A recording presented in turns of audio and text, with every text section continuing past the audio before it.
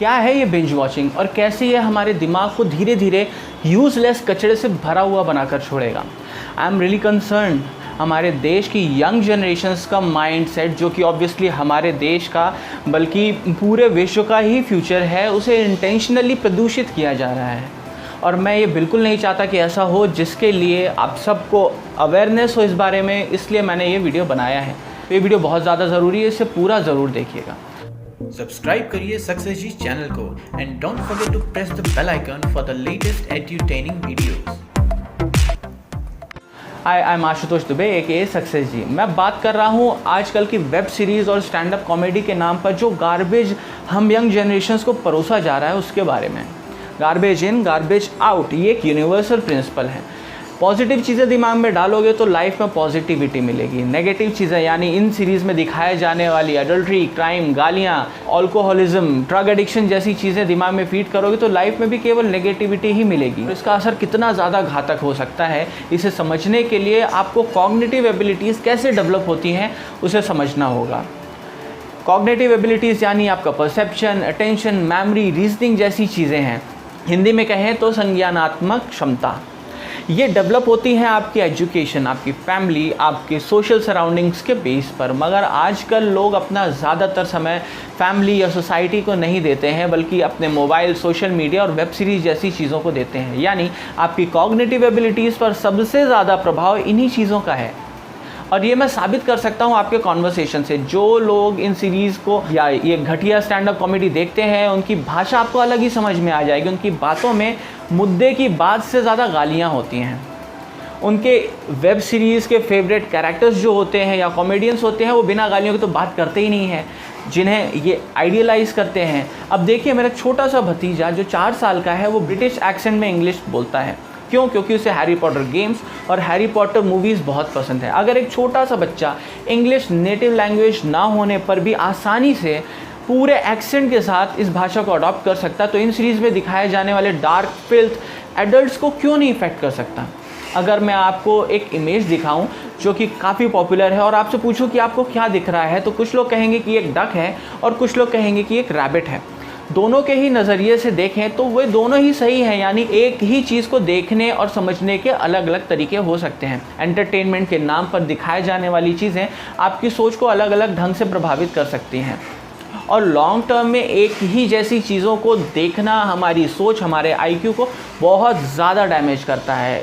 In short, आजकल की web series और स्टैंड अप कॉमेडी का हर दिन गिरता हुआ लेवल और बदतर होता चला जा रहा है। रिसेंटली एकता कपूर ने और बालाजी की एक सीरीज़ में कंट्रोवर्शियल सीन दिखाया, जिसके लिए बहुत बवाल भी मचा, जो कि सही भी है, क्योंकि हम सब चैन की नींद ले पा रहे हैं। तो उसका रीज़न केवल ये है कि हमारी आर्मी सीमाओं पर सीना ताने खड़ी है।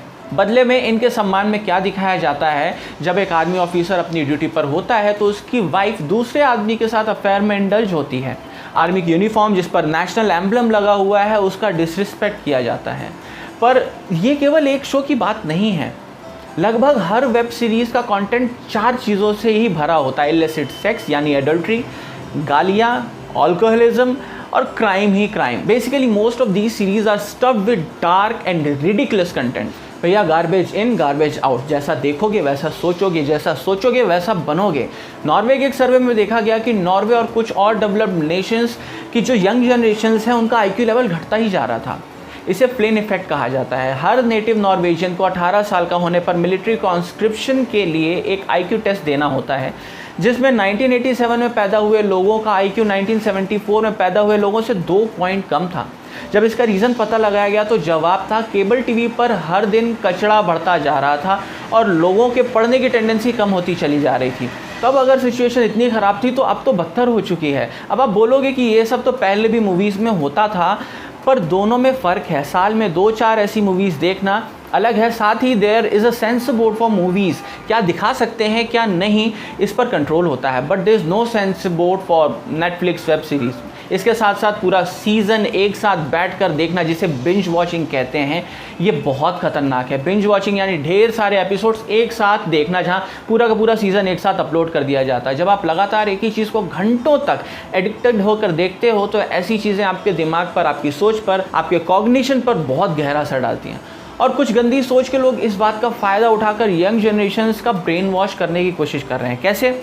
फैमिली मैन नाम का एक शो है, उसमें दिखाया जाता है कि गो मांस के नाम पर लोगों की लिंचिंग की जाती है हमारे देश में, और इंटेलिजेंस वाले इनोसेंट स्टूडेंट्स का एनकाउंटर कर देते हैं। ये वही इनोसेंट स्टूडेंट्स हैं जो राष्ट्रगान के सम्मान पर खड़ा होने से मना कर देते हैं। किसी हिंदू को गो मांस यानी बीफ खिलाना एक क्रांतिकारी काम समझते हैं, और हाँ, पुलिस वालों पर पहली गोली भी यही चलाते हैं, जिसकी वजह से उनका एनकाउंटर होता है। इस शो में सिक्योरिटी एजेंसीज, NIA और आर्मी को विलन बताया जाता है। एक ऑफिसर खुद कहती है कि उग्रवादी और मिलिट्री में कोई अंतर नहीं है, क्योंकि कश्मीर में नेट बंद कर दिया गया है।